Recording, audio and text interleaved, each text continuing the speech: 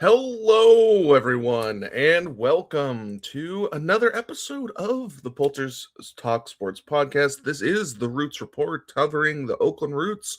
We're back for another year, and what a year it's been so far. Oakland Roots last night, game 2 of the season. Oakland Roots 2, New Mexico United 1. And you know what that means. Roots got a point. Roots got a point. Roots Roots got a got a point. point. Roots got a point. Roots got a point. Roots got a point. Roots. The Oakland Roots are currently 2-0.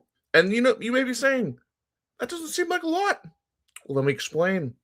The Oakland Roots, for the first time in their team history, are 2-0 to start a year.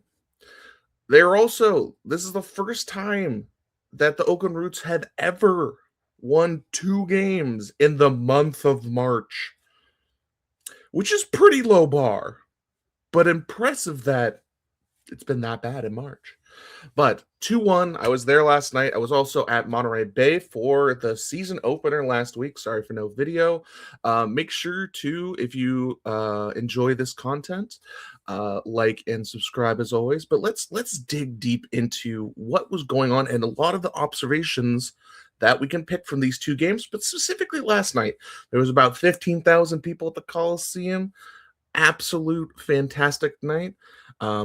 Got to see some lovely people. I had a lot of people come up to me supporting my content. Shout out to the Funk. Those tacos last night after the game, highly recommend. That Al Pastor was mwah, mwah. But let's bring up the lineup because it did not change from last week, but there's still some things we can talk about and digest here. Let me bring it up here. Here we are.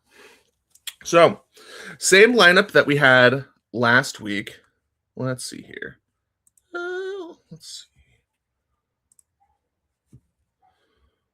see. All right. So, same. This one? Boop, there we are. Same lineup, same positions we had last week. We had Gibson on the right side. We had Batash up top on the top left. We can take a lot of things from this lineup. The biggest thing I would probably say, we talked after the game about Florian Velo and Keegan Tingy, who are presumed starters when they come back from their little injuries. What we've heard is it looks like probably weekly. My guess would be Orange County is the game I would circle for them to show up. We'll see. They also, Ryan Martin was very not coy in the press conference about their injuries, but he was very much like, hey, reading between the lines, hey, Florian's 32. He's probably not going to be playing all 32 games this season anyway. If he misses the first 3 or 4, we get him for the games that in theory could matter. Florian should slide perfectly into that Gibson on that right side, as you can see there.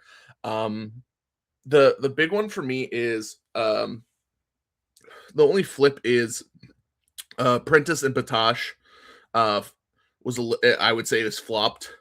Prentice is a lot more on the top there, but they really kind of intermingled a lot on that left side. Tommy McCabe is just a rock. Him and Babosi were probably, you could argue, the 2 best players. I love what I saw from McCabe and Babosi. They were just absolutely controlling exactly what you needed.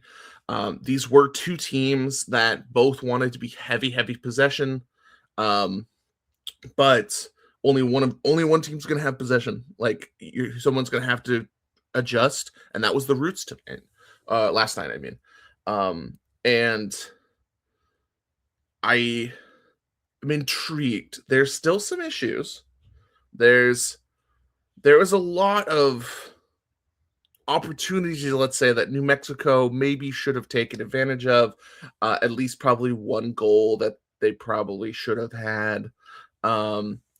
But with this starting lineup, I've really liked what I've seen from McCabe, Bearanga. Gibson has exactly what you need him to do. He's basically another McCabe out there. He is a smart player.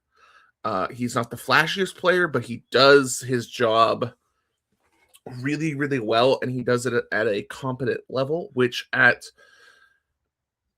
when it comes to the USL, and this has been the first 2 games, have the Roots been the best team in either game? Yes, Monterey Bay. But there was a lot of times where you're just like, ooh, Monterey Bay or New Mexico is playing a lot better than the Roots right now, but the Roots held on. They didn't break. But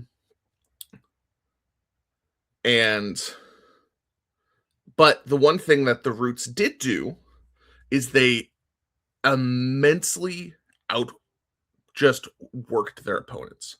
They outgrinded their opponents, they outworked their opponents, they out-hustled their opponents. And in the USL, unless you're playing against Louisville, you're probably going to win a lot of games doing that, because there's so many teams that you put that extra pressure. Because that's the one thing I did notice. Even though they didn't have the possession, Oakland was hounding New Mexico. Just pressure.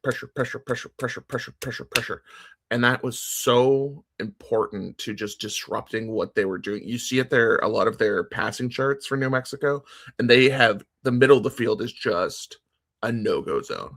They went all the way to the sides and they curled it around. A lot of outside in to the middle run passes. And the back line, Fisher is going to be really hard, because like originally coming to the season, Tingy was brought in as one of the top right wing backs in USL.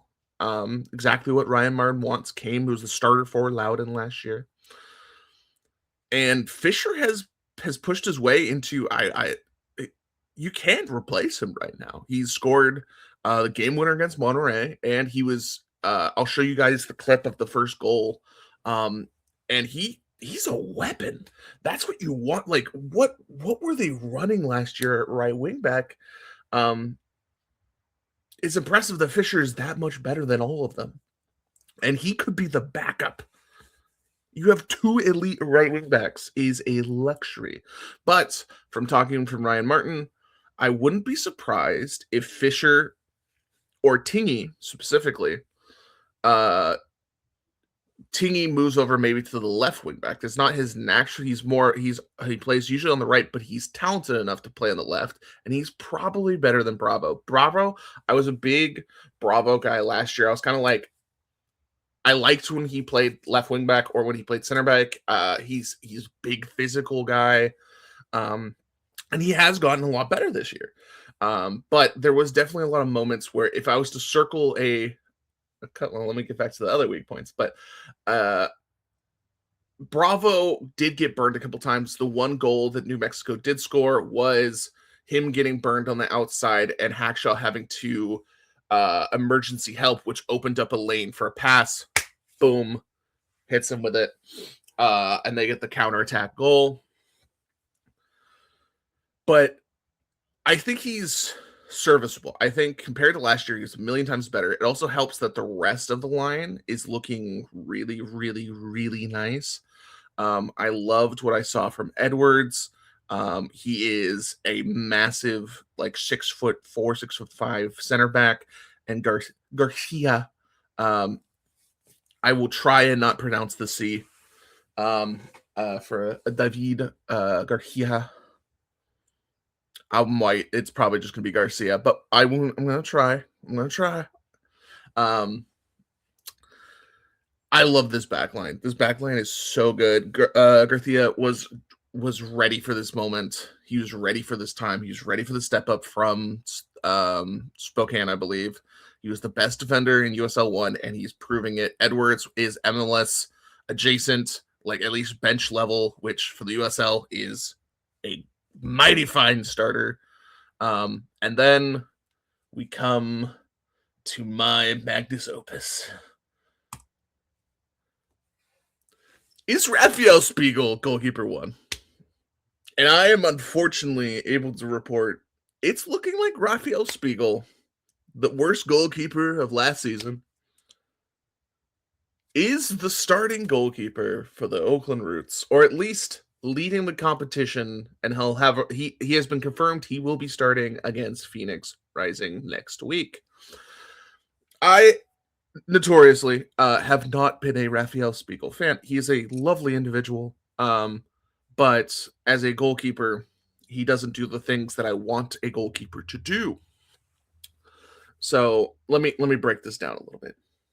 And I will say that I am trying to, with more data and more research, my views are slightly changing, not that much, but I understand why Ryan Martin has done it, and let me explain. Raphael Spiegel is not good at stopping the ball when it comes at him. That's just not a strength, especially on low angles where like he is a massive like 6'7", 6'8" dude. Um he's really good at distributing and being a offensive weapon, which is what the goalkeeper position over the last 5 to 10 years is what they're training kids nowadays. Is you are a extension weapon of, like, imagine Tommy McCabe is a Gundam and he's got Raphael Spiegel's right arm. He's just that's gonna make no sense, but Spiegel is very, very good at deep passes, deep opportunities. He can throw and kick. There was, I think, at least a couple of times where he had a goal kick which turned into a direct one-to-one shooting opportunity. And that is valuable. That is extremely valuable, and especially how Ryan Martin wants to play. That is exactly the type of goalkeeper that he demands or utilizes over a goalkeeper that is just good in net. And if you were to compare my preferred Kendall McIntosh over Spiegel, Kendall is a lot better in being a goalkeeper, as I would traditionally define. But his passing out of the back is good, but not a weapon status. It's not going to hinder you, but it's just kind of there. I'm much more Team Kendall, but I understand for Ryan Martin's system. He talked about USL Actis for a question about me from goalkeeping. That Spiegel just makes a lot of, for what they're looking for, he makes a lot of sense. Do I think you're winning a playoff game with Raphael Spiegel as your goalkeeper? No. But that is future Oakland Roots problem to figure out. And there's also a transfer window. It could be something depending on how the goalkeepers do. If that's the one issue with this roster, their Oakland Roots have not been afraid to spend during the summer transfer window. And we'll see if that becomes a thing. I'm intrigued to see. I have, as I've said, I will eat 1,000 crows, all of the crow, if Raphael Spiegel turns into just a dynamic, no-brainer weapon. I will eat 1,000 crows. I had war flashbacks last night from Spiegel giving up 2 goals in 5 minutes. He faced 2 shots last night, which I would say were ones that is like actual saves were needed. Let me see if I can bring up the FOT mob for actual saves. Where's FOT mob being saucy with me? FOT mob is being saucy with me.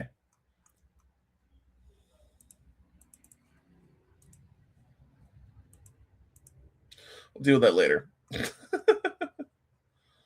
All right. We got a bunch of shit. Boop. All right, so we are in the Raphael Spiegel era. A truly beautiful time, I guess, but Oakland Roots are 2-0.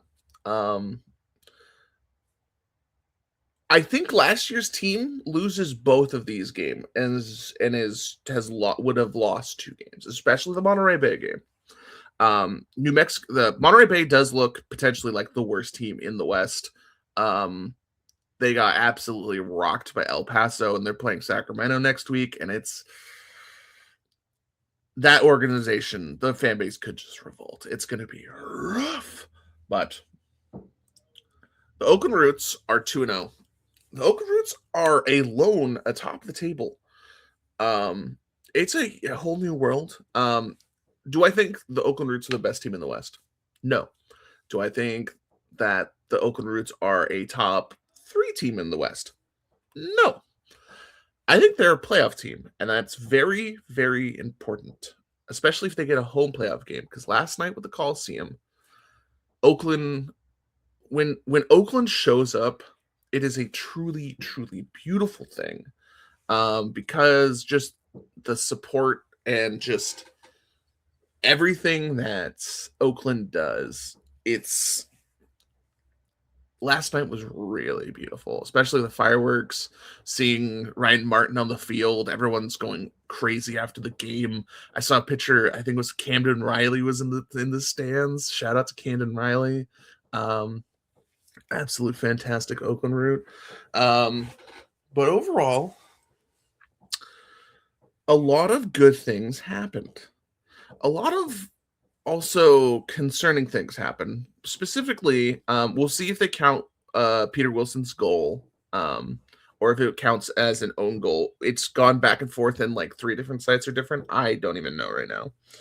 I'm gonna go with it was probably an own goal. It's probably what it'll be eventually recorded as. But I know Tommy McCabe and people were really fighting. It's like that should be a goal for Peter Wilson. And own goals kind of lame. I'd rather have the statistic, but we'll see what actually happens. What was interesting is another thing that happened was we had Danny Trejo is still on a minutes restriction. That's why he has not started. He's itching to start, we're being told by Ryan Martin, but they're playing it cautiously because they understand if Danny Trejo makes this team so much so that a healthy Danny Trejo takes this team from probably a fringe playoff team to maybe a home top 4 playoff team in the West. He is that good. And he is that game breaking. So the 2 games that he's come on with about 20 minutes left in each game, and he just changes the offense instantaneously. Because when you have a guy as good as Peter Wilson up there, or you could argue better, but those 2 are incredibly hard for them to take both of them. Right now, Peter Wilson's kind of being bogged down because they're like, hey, the Golden Boot winner is not going to score on us. Other guys, Tyler Gibson beat us. And if Tyler Gibson beats you, they go, thank you, good sir. Tyler Gibson, your sourdough is fantastic. Winner you are. I do want to do a story about his sourdough. Comment below if you have any questions or any interest in anything. But I'm going to be intrigued to see where Trejo ends up, if it's in for Batash or Prentice, because Prentice had let me see if I can bring up that goal for you guys, because holy cow. Okay, so this may be contender for goal of the year just from pure aesthetic beauty. It's not like the sexiest finish, but now look at this. Let me not get the audio so I don't get flagged here. But okay, so we had a cross across. This is pretty standard. Tyler Gibson hustling. Mark Fisher. Well, okay, so let me pause here. Mark Fisher gets trucked and falls down. In previous years, a player on the wing probably stays down for a little bit of time, but watch as he instantly becomes important to this play. Tyler Gibson with the nastiest heel flick, and boom, right to Wolfgang. Perfect top. What a goal for the first goal in the Coliseum this year. Last year was Rasmussen. I think just the first goal in the Coliseum has some weird magic going on. But last year, you lost to San Antonio. This year, won against New Mexico. This is a massive win. These 6 points in the long scheme could be one of those things where we look at the end of the year and be like, wow, getting those points were a must against Monterey Bay. Last year, they lost to Orange County to start the year. They lost to Monterey Bay. They tied Las Vegas. You have to beat bad teams. New Mexico is not a bad team. New Mexico is going to be a playoff team. This could be a playoff preview. I think New Mexico is a lot better than they showed today. And honestly, just like both games, I think the defensive line, and especially a tactic change they did, Ryan Martin's big into tactic changes. He's not afraid to swap it up on a fly just to see if he gets an interesting look. Let me go back to the Fut Mob. Fut Mob. All right, Fut Mob.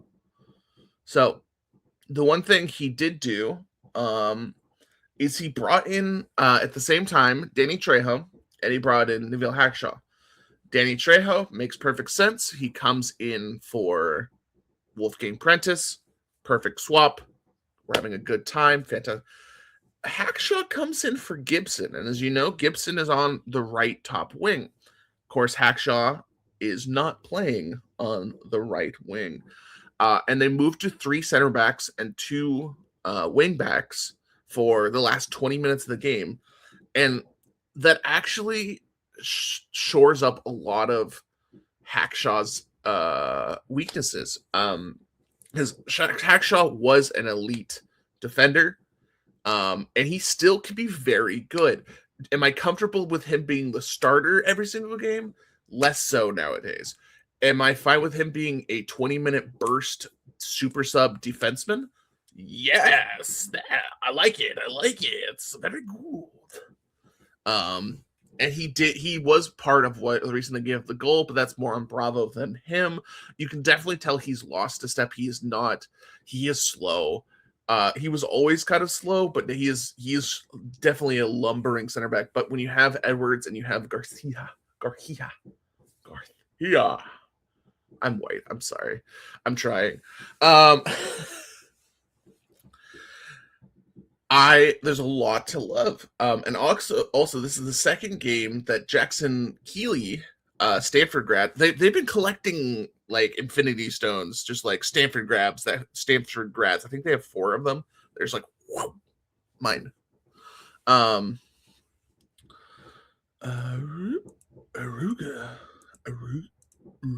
There we go.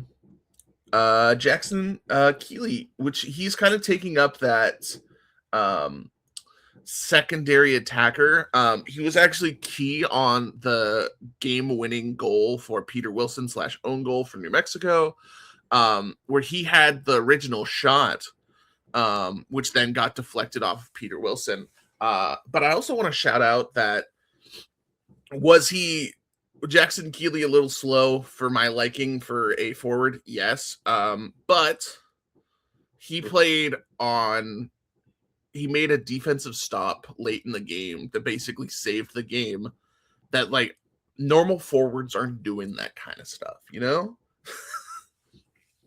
So I really, really, really like that.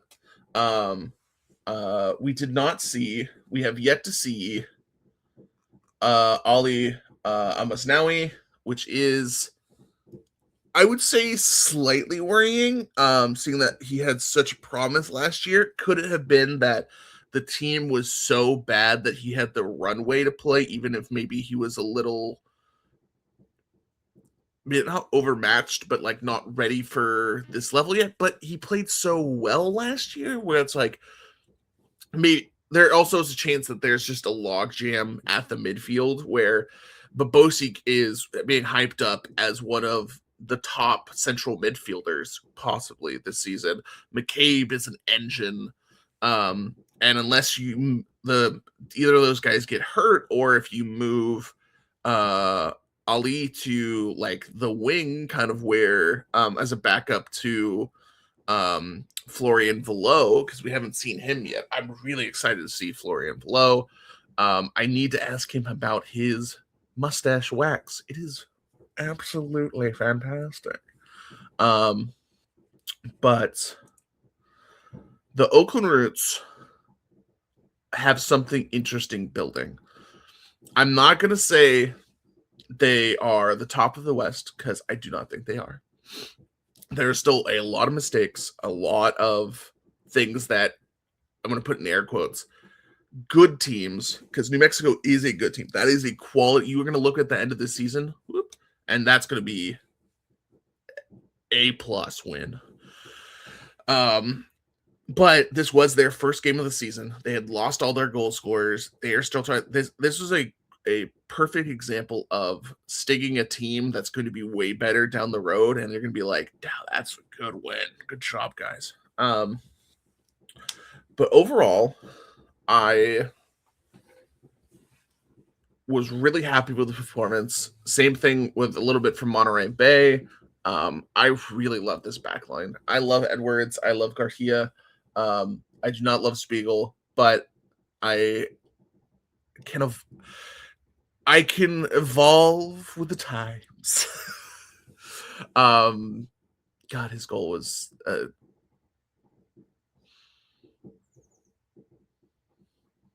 we'll see if the Roots win a championship and it's because I have to eat crow and Spiegel, then you know what?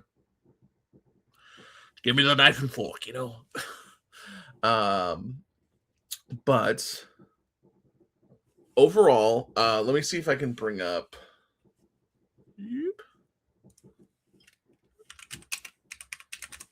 The USL standings right now.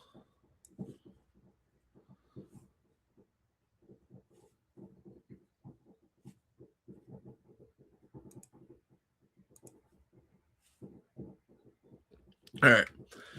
Oakland Roots, top of the standings. Some context that I would like to put upon everyone. Oakland Roots are 2-0. This is there's no bad things about this. 2-0 is 2-0, 6 points. Mwah, mwah. The two teams they did play are at the bottom of the table. New Mexico, because this was their first game, they could not have had any more points. And Monterey Bay, because they may just be that bad. Monterey Bay is looking pretty rough. I don't know who else may join them. I could see Las Vegas. I will see with Phoenix what's up with them. And we'll see, because some of these teams gotta find their way out of this section, you know.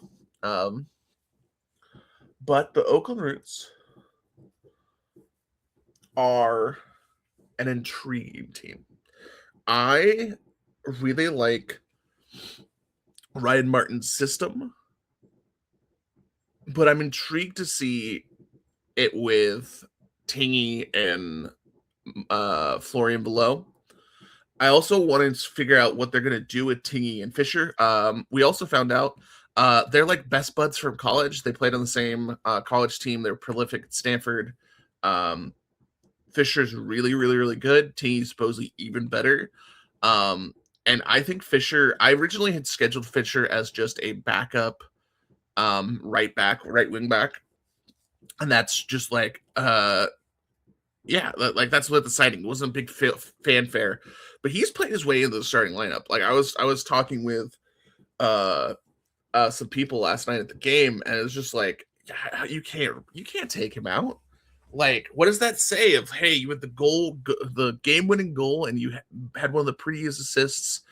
Did he get, let me context, did he get burned a couple times where it kind of, Fisher kind of seems like a little, like a rabid, like wombat, where you just like kind of throw him in a bag filled with like knives, and he just comes out and he's just like, and then sometimes they just go around the wombat, and you're like, ooh, he got burned a couple times, but him and Bravo were tasked with guarding two of the better, like faster wingers in the league. So like they had a not easy assignment, and they both did pretty darn well. So like Fisher, to me, I think he's situated a starting spot. He has been a revelation on that right side. That club of a mace of I think it's I don't know if it's a cast or not, but I love his energy. This team feels different. They feel like they care about each other, which sounds really weird. You should be like, yeah, Daniel, that's the first thing I would hope my team is they like each other. Not always the case. This team, there's been an emphasis on camaraderie and the players coming together. And I think that vibes are good. Let's see what happens when a loss happens. We haven't seen this team get kicked in the face or kicked down and have to come back. When does Spiegel give up a bad goal? It's gonna happen. Don't say it won't, because we all know it's gonna happen. How does this team bounce back? Last year they gave up. They said, we suck. Does it matter? No. But the Oakland Roots are 2-0. My nose is going crazy, and I don't know why. But overall, though, Ollie, I would not be surprised if Bayaranga, Babosi Bayaranga, plays well enough this year that some team at a higher level picks him up. He could be at that, because especially with the Ugandan national team caps, this is his year to really show that he could, because he came from MLS Next 2. An MLS team could look at him. It wouldn't be out of the realm, but it's something to monitor, because that opens some spot for Ali as well, or if they send or whatever they do with Ali. It's very interesting. Very interesting. Let's see if there's anything else. I think that's it. I think we'll end it there. I will have an episode next week after the road game at Phoenix. I will not be on the road at Phoenix unless someone wants to pay for that, which no, I don't think anyone does. But if you've made it this far, make sure to like and subscribe. I appreciate all of you. Pakacha. And I'll see you all next week. Bye. Where's the end button?